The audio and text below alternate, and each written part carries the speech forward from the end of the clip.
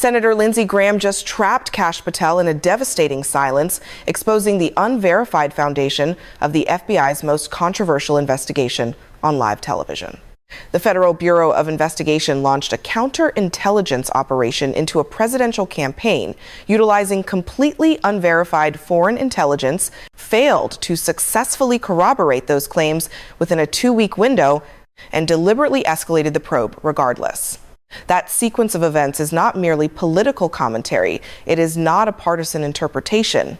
That timeline exists firmly within their very own internal records, officially dated, thoroughly documented, and currently resting directly in front of the Senate Judiciary Committee for the entire world to witness.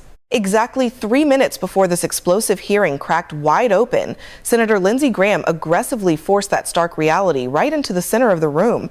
He did not utilize a grandstanding speech. He did not rely on a partisan rant. Instead, he wielded a question so incredibly precise that it instantly stripped away every single pre-planned, rehearsed answer. Because when Kash Patel was directly instructed to identify the actual verified evidence underpinning Crossfire hurricane, he surprisingly did not argue the premise. He did not attempt to deflect the inquiry. He did not try to reframe the narrative. He simply stopped speaking. And within that heavy silence, the entire foundational structure of the FBI's official justification began to fundamentally collapse. This specific juncture is exactly where historical context matters immensely, because absolutely nothing regarding this dramatic moment occurred by accident. Nothing about it was hastily improvised, and nothing about it represented standard political theater in the manner these congressional hearings usually unfold. The Senate Judiciary Committee room was packed to absolute capacity well before the official session even commenced. It was strictly standing room only on a random Tuesday afternoon, a clear indicator that something monumental was already heavily anticipated by the attendees. Graham had diligently spent several months meticulously building toward this exact confrontation, quietly assembling massive stacks of documents, perfectly aligning chronological timelines, and carefully cross-referencing sworn testimony gathered from inspectors general, field agents, and explosive internal memorandums that had only very recently been officially declassified. Patel confidently strode into the room, resembling a man who had successfully navigated this exact process before. His shoulders were firmly squared, his facial expression remained tightly controlled, he physically carried a remarkably thick briefing binder, and he was heavily backed by elite legal counsel who genuinely believed they had perfectly mapped out every conceivable line of adversarial questioning. For the initial 45 minutes of the hearing, that confident assumption perfectly held together, because the act of questioning remained strictly within highly predictable, safe boundaries: departmental budgets, agency staffing issues, and broad counterterrorism frameworks. That represents the exact type of bureaucratic territory where official answers can be easily shaped and molded without accidentally revealing anything genuinely real or legally compromising. Then, the critical shift finally materialized. It was remarkably subtle at first, appearing almost entirely procedural. It mirrored the exact way a seasoned prosecutor smoothly eases into a complex line of questioning that sounds completely harmless until the trap finally snaps shut. Graham deliberately did not start his assault with loud accusations. He initiated the exchange, focusing purely on internal process, politely asking Patel to explicitly walk the committee through the FBI's required legal threshold for officially opening a major counterintelligence investigation. Patel answered the inquiry highly confidently, specifically citing established Attorney General guidelines, the absolute necessity for articulable facts, and the strict legal requirement that any potential national security threat must be firmly grounded in something significantly more tangible than mere rumor or wild speculation. And that specific, confident answer mattered tremendously because it permanently established the official operational standard directly onto the congressional record. It was not Graham's personal standard, nor was it a fabricated media narrative, but rather it was Patel's very own verbal articulation detailing exactly how the FBI publicly claims to legally operate. That precise maneuver is exactly how professional evidence stacking initiates. It is achieved not by engaging in loud arguments, but by securely locking the hostile witness into a rigid procedural framework that they simply cannot logically escape from later in the hearing. Then arrived the very first noticeable tightening of the investigative net. That occurred exactly when Graham smoothly repeated Patel's very own spoken words directly back to him, purposefully slowing the cadence down, isolating the specific phrasing, and actively forcing absolute clarity into a space where bureaucratic ambiguity typically thrives. Verified to the extent possible, Patel had previously stated. That is a cleverly crafted phrase that sounds perfectly reasonable to the ear, right up until you actively examine exactly what behavior it ultimately allows and exactly how much operational uncertainty it functionally permits while hiding under the convenient banner of national urgency. Graham deliberately did not challenge that specific phrase immediately. He simply accepted it, formally wrote it directly into the official record, and then methodically reached for a specific document that instantly changed the entire trajectory and direction of the committee hearing. The document was officially dated July 31st, 2016. It represented the official opening authorization paperwork for the Crossfire hurricane operation. This was the exact moment the FBI formally decided to launch a massive investigation into a prominent presidential campaign. And the specific question that Graham immediately followed up with was not overly complicated, but rather it was incredibly surgical. What verified, articulable facts actually justified that specific decision? Exactly what Patel chose to do next is the specific action that ultimately defines this entire historic exchange. Because he absolutely did not answer the direct question that was asked of him. Instead, he completely redirected the conversation. He quickly invoked his personal absence from the FBI during that specific timeline. He rapidly shifted the intense focus away from hard facts and toward bureaucratic process, pivoting away from tangible evidence and toward internal committee deliberation. It was a highly familiar, practiced maneuver specifically designed to create a safe operational distance. But Graham aggressively cut that evasion off immediately, flatly refusing to allow the serious conversation to safely drift into the realm of vague abstraction. He forcefully brought the focus straight back to one single undeniable point. The issue was not about who specifically decided to open the case, and it was not about how the agents internally discussed it, but rather exactly what verified evidence actually existed at that time. The entire atmosphere of the room shifted in that exact moment. It did not change in sheer volume, but it changed drastically in absolute weight. Because every single person present intimately understood that the very next spoken answer would either completely validate several long years of federal investigation, or it would vividly expose something far more legally troubling. And when Patel desperately reached for the official Inspector General report to use as protective cover, verbally suggesting that the investigation's opening was technically conducted within established guidelines, Graham was already fully prepared to dismantle that specific line of defense. Because operating within guidelines is absolutely not the legal equivalent of being factually justified.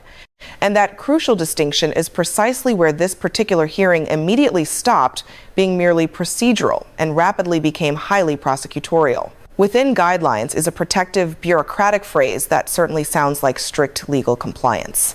But inside a functioning courtroom, it is very often the exact place where the real underlying problem officially begins. Because internal guidelines merely define exactly what you are physically permitted to do. They absolutely do not define what you ethically should do. And Lindsey Graham knew exactly how to ruthlessly exploit that glaring logical gap. Because once a hostile witness attempts to hide securely behind internal procedure, the absolute only way to move forward is to aggressively confront the actual underlying facts that those specific procedures were originally designed to protect.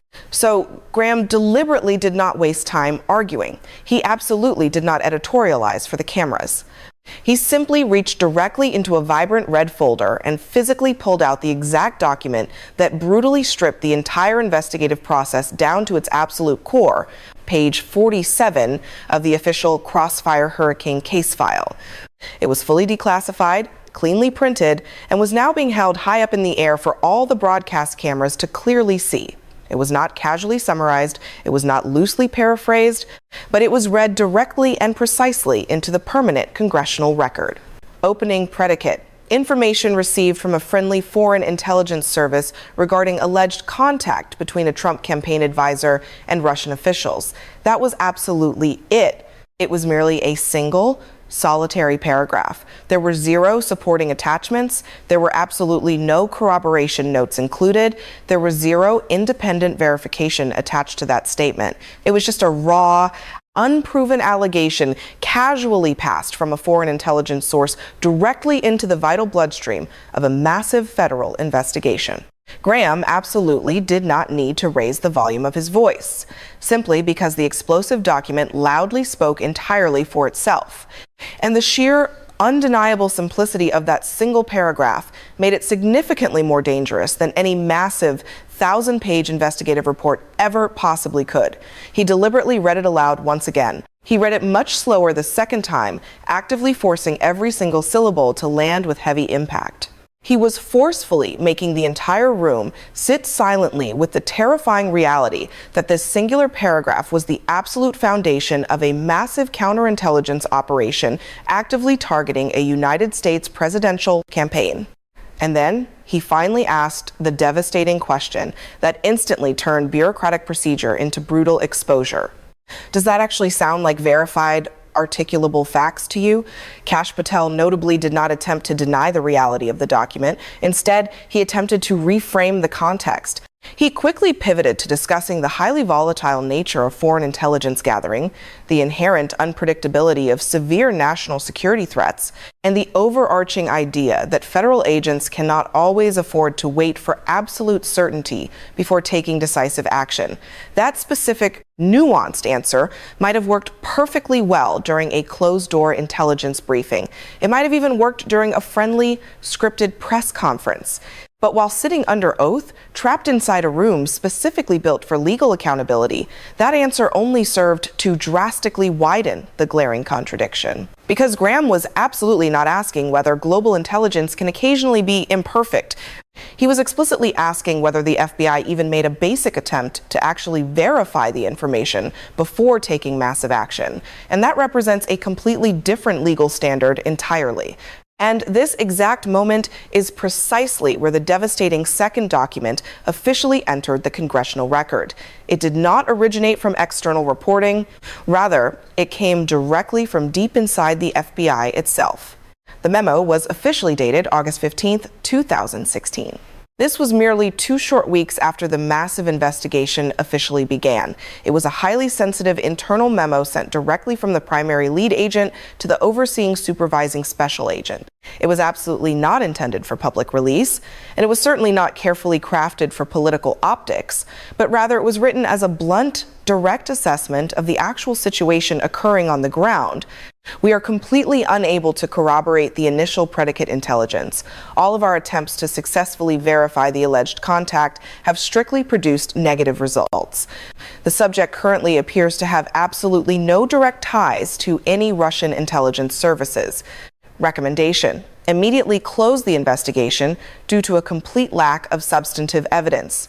That specific statement contains absolutely 0 ambiguity. That statement contains 0 operational uncertainty. That is a brutally direct internal admission stating that the fundamental core allegation absolutely could not be factually supported, immediately followed by a professional recommendation from the agents to completely shut the entire operation down. And this specific point is exactly where tactical evidence stacking transforms into inescapable pressure. Because now, the operational timeline is no longer a vague theoretical concept. It is entirely concrete. July 31st. The federal investigation officially opens. August 15th, the official internal review explicitly states there is absolutely 0 evidence, and the formal recommendation is immediate closure. So Graham absolutely did not need to wildly speculate regarding anyone's hidden intent. He only needed to simply ask exactly what happened next. He asked exactly why a massive investigation, clearly flagged as totally unsupported by its very own field agents, did not permanently end right there. Instead of closing, it massively expanded. It targeted significantly more individuals, adopted a much broader scope, and eventually resulted in the aggressive use of FISA surveillance, which is arguably one of the most terrifyingly powerful surveillance tools currently available to the United States federal government. That massive, unprecedented escalation is absolutely not a minor procedural detail. It represents a massive, deliberate decision point. And every single decision point inherently carries heavy legal responsibility. Patel desperately tried to step far away from carrying that responsibility, heavily emphasizing, once again, that he was personally not involved in making those specific past decisions, actively attempting to draw a thick protective line between his current administrative role and the agency's past questionable actions. But Graham brutally closed that safe distance immediately. He accomplished this not by endlessly arguing about Patel's direct involvement, but by directly pointing to Patel's very own highly documented public record, multiple years spent aggressively defending the Crossfire hurricane investigation as a completely legitimate, by-the-book operation. You simply cannot loudly claim absolute legitimacy in public television interviews and then cowardly claim complete distance while sitting under oath when you are directly confronted with the damning internal documents that completely challenge that supposed legitimacy. That dynamic is not merely a funny political contradiction. That is a massive, terminal credibility fracture. And that fracture was painfully visible in real time as Patel's spoken answers rapidly became significantly shorter, much more legally cautious, and entirely less anchored in hard specifics. Because every single desperate attempt he made to generalize the conversation was violently being pulled right back into the inescapable gravity of those declassified documents physically sitting on that wooden table. And then Graham masterfully introduced the final piece of paper that instantly changed the high stakes from litigating past decisions to demanding present-day accountability. He produced a memo officially dated March 2023. This was written long after the original investigation had completely ended. It was authored long after the specific agents involved had been quietly reassigned, publicly fired, or had voluntarily resigned in disgrace. It was a strict administrative directive directly tied to a classification review, explicitly instructing that all Crossfire hurricane documents must be continuously held at the absolute highest possible classification level pending an ongoing review process. This was not standard historical archiving, and it was certainly not routine classification maintenance, but rather it was an active, deliberate decision to aggressively keep the actual contents of those specific files completely hidden out of public view. And the ink signature resting on the bottom of that memo, displayed clearly and unmistakably for the cameras, belonged entirely to Kash Patel. That singular signature instantly changed the entire framing of the hearing, because this confrontation was suddenly no longer about what the FBI allegedly did back in 2016. It was entirely about exactly what was actively being protected and hidden in 2023. And the question became exactly why that specific information still required massive protection long after the investigation itself had completely collapsed under the crushing weight of its own internal failures. Lindsey Graham did not raise his voice in anger. Instead, he significantly slowed his pacing down, which, in a highly tense congressional hearing exactly like this one, is very often significantly more dangerous, simply because it aggressively forces every single spoken word to heavily land without any possible distraction. He slowly held the explosive document up, gave the entire packed room a full, unobstructed view of Patel's signature, and then asked the absolute only question that truly mattered at that exact point in time. What exactly are you still actively reviewing? Because if the massive investigation is completely over, if the targeted subjects have been formally cleared or have successfully moved on with their lives, and if the lead agents have already clearly documented the complete lack of basic corroboration, then the absolute only thing left to actively review is the terrible decision itself. And that specific moment is exactly where pure silence becomes damning evidence. It is not evidence in a strict legal sense, but it is evidence in a purely logical sense. Because whenever a direct question possesses a highly finite set of possible answers, and absolutely none of those answers are provided, the glaring absence of an answer begins to powerfully define the underlying truth. Kash Patel stared intensely at the piece of paper, and for a brief, agonizing moment, you could clearly see the internal sequence play out directly across his face: sudden recognition, rapid legal calculation, and finally, forced restraint. He nervously glanced toward his seated legal counsel, and then quickly toward the official FBI liaison sitting directly behind him. He looked exactly as if he were desperately searching for a hidden procedural exit, a magic phrase, a legal framework, or absolutely anything that would successfully allow him to respond to the inquiry without firmly committing to a dangerous position. But there was absolutely no procedural exit left available, because Graham had skillfully removed all of the vague abstraction, all of the protective policy language, and all of the safe, bureaucratic distance that typically protects a hostile witness in these types of high-stakes setting. This confrontation was absolutely not about subjective interpretation anymore. It was entirely about factual ownership, a physical signature, a strict directive, a deliberate, active decision to stubbornly maintain strict classification on documents directly tied to a massive investigation that was already deemed fatally flawed by its very own internal agency review. And when the necessary answer simply did not come, when the entire packed room sat perfectly still in that heavily extended quiet, the congressional hearing officially crossed the line into becoming something else entirely. This is exactly where the massive contradiction fully surfaced for the public to see. Because on one distinct side, you possess highly public statements aggressively defending Crossfire Hurricane as a completely legitimate counterintelligence operation, supposedly grounded in severe national security concerns. On the exact opposite side, you possess declassified internal memos explicitly stating that the initial predicate intelligence absolutely could not be corroborated, that the primary subject had zero verified ties to Russia, and that the entire investigation should be immediately closed. And then, heavily layered right on top of that staggering contradiction, you now possess a 2023 administrative directive specifically designed to keep those underlying investigative documents trapped at the absolute highest classification level, purposefully preventing any independent public review regarding exactly how those terrible decisions were originally made. 3 distinct layers, 3 separate timelines, and they absolutely do not align with one another. They do not align logically, they do not align procedurally, and they certainly do not align ethically. And that glaring, undeniable misalignment is exactly what Graham was forcefully dragging out into the open light. Because once all of those conflicting layers become visible at the exact same time, the pressing question is no longer merely whether honest mistakes were made, but rather it becomes a question of whether those severe mistakes were properly acknowledged or deliberately concealed from the public. Graham leaned heavily into that massive logical gap. He did not do it with wild, screaming accusations, but rather with methodical sequencing. He kept stacking one undeniable fact firmly on top of another until the absolute only thing left in the room was the final question that ties them all together. If the opening predicate was completely unverified, if the official internal review highly recommended immediate closure, and if the specific documents explaining those bizarre decisions are still actively being withheld from the public, then what exactly is currently being protected? Is it actual national security, or is it merely institutional credibility?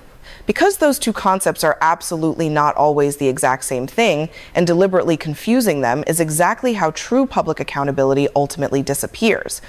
That statement is absolutely not a dramatic rhetorical flourish. It represents a massive structural problem. Because the FBI currently operates with extraordinary, sweeping authority, vast surveillance powers, deep intelligence access, and powerful tools that are legally justified only if they are strictly grounded in verified, legitimate threats. When those invasive tools are casually used entirely without that solid foundation, and then are actively shielded from proper public scrutiny long afterward, the resulting issue massively extends far beyond just one single investigation and strikes directly into the core integrity of the justice system itself. And this is exactly where the hearing profoundly shifted into a dark moral frame, even without any single person explicitly stating it aloud, because the terrifying implications were no longer vague or abstract. An aggressive federal investigation into a major presidential campaign is absolutely not a routine everyday event. It carries massive historical consequences for the specific individuals involved, for the integrity of the electoral process, and for the overall public trust regarding our federal institutions. If that specific investigation was casually opened based on entirely unverified intelligence, purposefully continued despite clear internal findings discovering absolutely no evidence, and then aggressively insulated from full public disclosure for several years later, the resulting institutional damage is absolutely not confined to just one single case file. It rapidly becomes a terrifying question of whether immense federal power was actively exercised responsibly, or whether it was maliciously extended far beyond its proper legal limits entirely without sufficient factual justification. And when the high-ranking official who is directly responsible for defending that exact process simply cannot verbally answer a direct, simple question regarding basic evidence while sitting under oath, the glaring absence of that required answer permanently becomes part of the historical record. Graham fundamentally understood that reality, which is exactly why he absolutely did not rush the tense moment. He purposefully let it sit.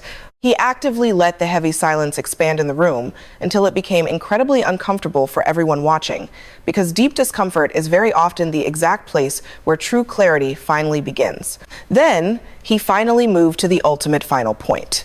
It was the singular question that instantly collapses every single layer of the complex discussion down into a single, undeniable line that simply cannot be cleverly reframed or endlessly deferred. It was a question not about vague guidelines, not about internal procedures, and not about intelligence gathering complexities, but entirely about hard proof. It was about something that either factually exists or it completely does not. Did the FBI actually have verified concrete evidence that Donald Trump or his campaign had actively colluded with Russia at the exact time Crossfire Hurricane was originally opened? Yes or no? And once that specific question is bluntly asked in that exact unforgiving form, every single prior public statement, every single declassified document, and every internal memo instantly becomes vital context for a single defining answer that either fully confirms or totally contradicts absolutely everything that came before it. And this is exactly the dramatic moment where everything in the room narrowed down to a single microscopic point. Because when a massive, complex question is ultimately reduced down to a simple yes or no, there is absolutely nowhere left for a witness to run except toward the hard truth or toward obvious avoidance. Lindsey Graham did not physically move. He did not interrupt the silence. He did not attempt to soften the sharp edge of exactly what he had just demanded, because he fully understood that the immense, undeniable power of the moment depended entirely on maintaining absolute restraint. Kash Patel nervously looked down at the table, then glanced back up, and then looked desperately toward his legal counsel once again. And within that brief, panicked sequence, you could clearly see the frantic mental calculation actively happening. It was a calculation not about what the actual truth was, but entirely about what could legally be said aloud. Several long seconds painfully passed. This was not the standard polite pause of an intelligent person merely organizing their complex thoughts, but rather the heavy, terrifying kind of silence that painfully stretches out simply because there is absolutely no safe, viable answer available to give. 10 full seconds passed, and then even more. It was long enough for every single person sitting in that packed room to brutally realize that they were absolutely not waiting to receive new information. They were actively witnessing the total devastating absence of it. When Patel finally broke the silence and spoke, it was absolutely not a direct answer. It was a desperate attempt to artificially widen the scope of the question, to deliberately introduce unnecessary complexity, and to completely retreat back into the safe, bureaucratic language of intelligence, methodologies, and contextual nuance. But the rigid, binary structure of the question completely rejected that attempted escape route. Because demanding a yes or no is absolutely not an open invitation to vaguely explain. It is a strict demand to finally commit to a fact. And absolutely anything else offered simply reads to the public as a total refusal to answer. Graham aggressively cut right through the evasion immediately, forcefully bringing the focus straight back to the absolute only issue that actually mattered: physical proof. He was looking for proof, not mere suspicion, not unverified foreign reporting, and not wild, unverified claims, but actual, tangible evidence. And when that required proof was absolutely not explicitly stated, When it was not even vaguely asserted in basic principle, the heavy silence that immediately followed was no longer merely procedural. It instantly became deeply substantive, because in a formal legal setting strictly defined by sworn congressional testimony, exactly what is not said aloud carries immense, undeniable weight. This is especially true when the specific question itself leaves absolutely zero ambiguity regarding exactly what is being asked of the witness. This is exactly where the profound meaning of that awkward silence massively extends far beyond just the two individuals sitting in that room and leaks directly into the entire justice system they both represent.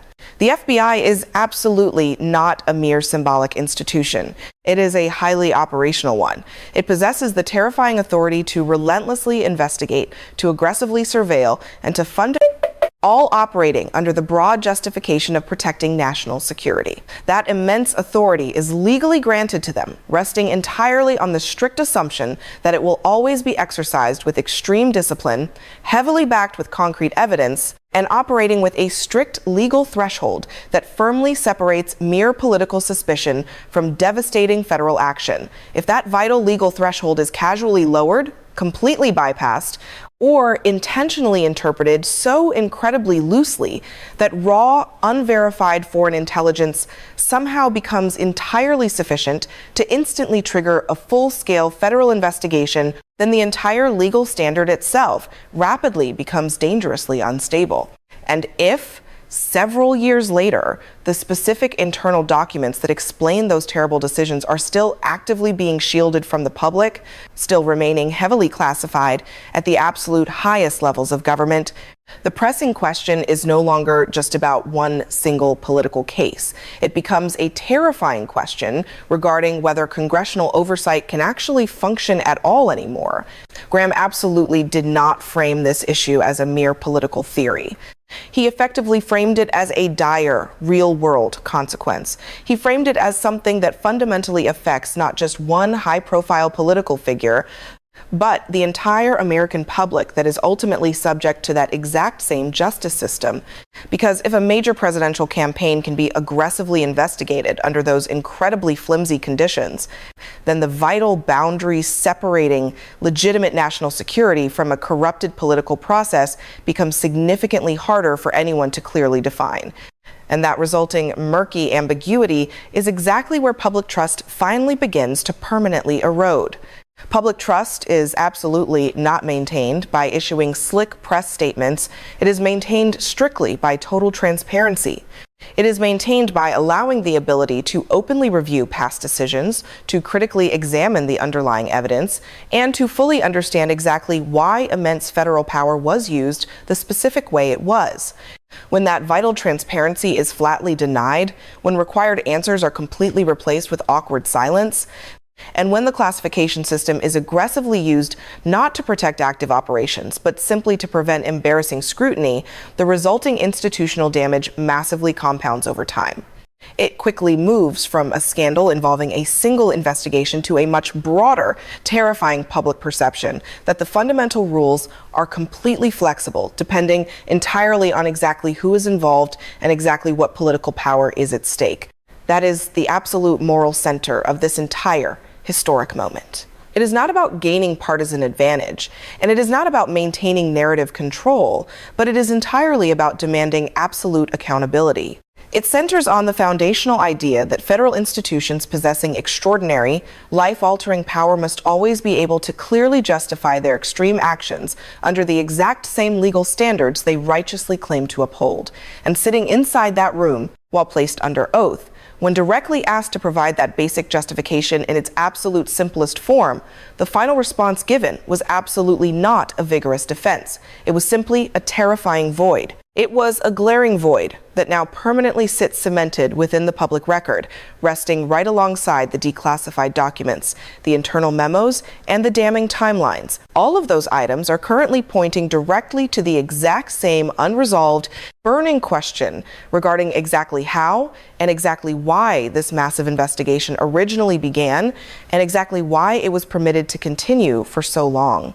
Graham finally closed out the exchange not with a dramatic, rhetorical flourish, but with a strict, undeniable directive. He ordered incoming subpoenas, demanded further sworn testimony, and initiated a much deeper inquiry. These are the exact procedural mechanisms that inevitably follow when the provided answers are deemed completely insufficient. Because the oversight process absolutely does not end with that awkward silence. It actually begins right there. The silence aggressively forces the very next legal step, the demand for the next hidden document, and the calling of the next vital witness, continuing relentlessly until the massive gap existing between what actually happened and what is publicly acknowledged is either fully closed or exposed even further to the American public. So here is the ultimate terrifying question that still remains. It is a question not just for the people inside that hearing room, but for absolutely anyone watching this saga unfold. If the very federal institutions designed specifically to enforce the law cannot clearly state the underlying evidence behind one of the most highly consequential investigations in modern political history, what exactly does that say about the legal standard actively applied to everyone else? Is the legal threshold for federal action actually consistent, or does it fluidly shift depending heavily on political context, outside pressure, and internal biased judgment calls that are never fully revealed to the public? And if pure silence becomes the accepted answer at the absolute highest levels of government, what mechanism is left to ensure that the actual truth eventually replaces it? If you truly believe that absolute accountability still matters, then this is absolutely not a moment you can afford to ignore.